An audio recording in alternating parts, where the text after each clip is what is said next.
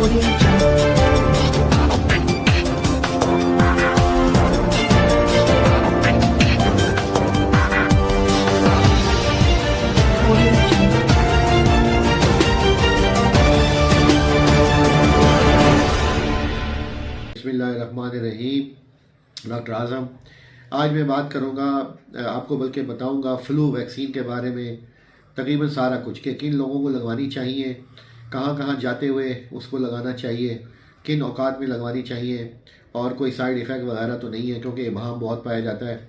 और आपको पता है कि मैं जो वीडियोस बनाता हूं वो कोई डिमांड्स पे ही बनाता हूं या अपने मरीज़ों के सिलसिले में या जो बात माशरे में चल रही हो तो उस वक्त।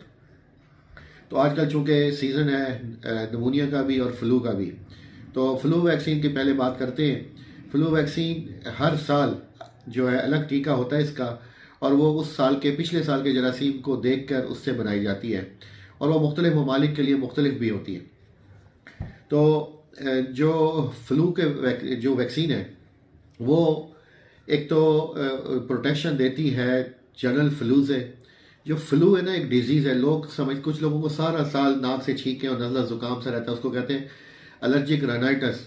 वो एक अलग चीज़ है, उसमें भी ये इफ़ेक्टिव है। लेकिन फ्लू की जो वैक्सीन है, फ्लू एक मेडिकल इमरजेंसी है जिसमें शदीद बुखार, छींकें, नज़ला ज़ुकाम, बंदा ड्रॉप हो जाता है बिल्कुल। तो ये उससे बचाव के लिए होती है। और इसके साथ ही ये एडिशनल जितने भी फ्लूज़ हैं जिसको जो कि H1N1 स्वाइन इन्फ्लुएंजा जिसको कहते थे, उससे भी 100% तो नहीं लेकिन काफ़ी हद तक प्रोटेक्शन देती है, और अदर फ्लूज से भी। तो जो मरीज़ पहले से कमज़ोर है ना, जो 50 साल से ऊपर एज हो जाए, या जिनको पहले से सांस की तकलीफ, दमा, नमूनिया, COPD जिसका कि आलमी दिन भी अभी हम मनाने वाले हैं, और इसकी मैं बहुत सारी वीडियोस में वजाहत भी कर चुका हूँ कि ये है क्या। सांस की दायमी रुकावट ज़्यादातर सिगरेट की वजह से। उसके अलावा जो बच्चे हैं कमज़ोर और बूढ़े हैं, उनको, प्रेग्नेंट लेडीज़ को लाजमी ये चाहिए। उसके अलावा जब आप जाते हैं मदीना और मक्का उम्रा और हज के लिए, तो चूँकि वहाँ बहुत सारे जगहों से लोग आए हुए होते हैं, तो क्रॉस इन्फेक्शन के चांसेस बहुत होते हैं। तो वहाँ जाने से कम से कम 2 हफ्ते 3 हफ्ते पहले ये ज़रूर लगवानी चाहिए। अच्छा, अब रह गई बात कि ये कब लगवानी है, तो इसका मौसम शुरू हो जाता है अक्टूबर से, और ये वैक्सीन मार्केट में आ जाती है सितंबर के एंड में, अक्टूबर में भी अवेलेबल होती है।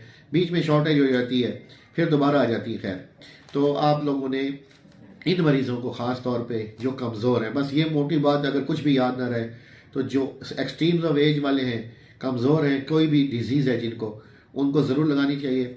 और ये ज़रूरी नहीं है कि ये फ्लू, नज़ले ज़ुकाम से 100% प्रोटेक्शन दे दे, लेकिन ये डिजीज़ को ज़्यादा स्प्रेड नहीं होने देती। और दमा में लोग समझते हैं कि दमे की ये वैक्सीन है, वो दमे की तो नहीं है, लेकिन चूँकि ये वायरस फ्लू दमे को बढ़ा देते हैं, दमे के मरीज़ का अटैक ले आते हैं, तो उससे बचाव के लिए, COPD के अटैक के बचाव के लिए, उसके लिए बहुत ज़रूरी है इसको लगवाना। और इसके साथ ही मैं ये भी बता दूं कि इसके कुछ साइड इफ़ेक्ट कोई शदीद नहीं है, प्री फॉर्म इंजेक्शन होता है, और बाज़ दफ़ा इससे थोड़ा सा बुखार और हरारत सी महसूस हो सकती है, अदरवाइज़ कोई ऐसे साइड इफ़ेक्ट नहीं है। जैसे कोविड में भी बहुत मशहूर हो गए थे और इस वजह से लोग वैक्सीन से बहुत दूर रहने लग गए, तो ऐसा नहीं है। आप फ्लू वैक्सीन जो है वो लाजमी लगवाएं, और इसके फ़वाइद हैं, और हर साल ये लगानी होती है, और प्रोटेक्शन देती है जनवरी तक। तो अगर कोई लेट भी हो जाए और अवेलेबल मिल जाए तो लगवा लेना चाहिए। बहुत बहुत शुक्रिया, अपना ख्याल रखें।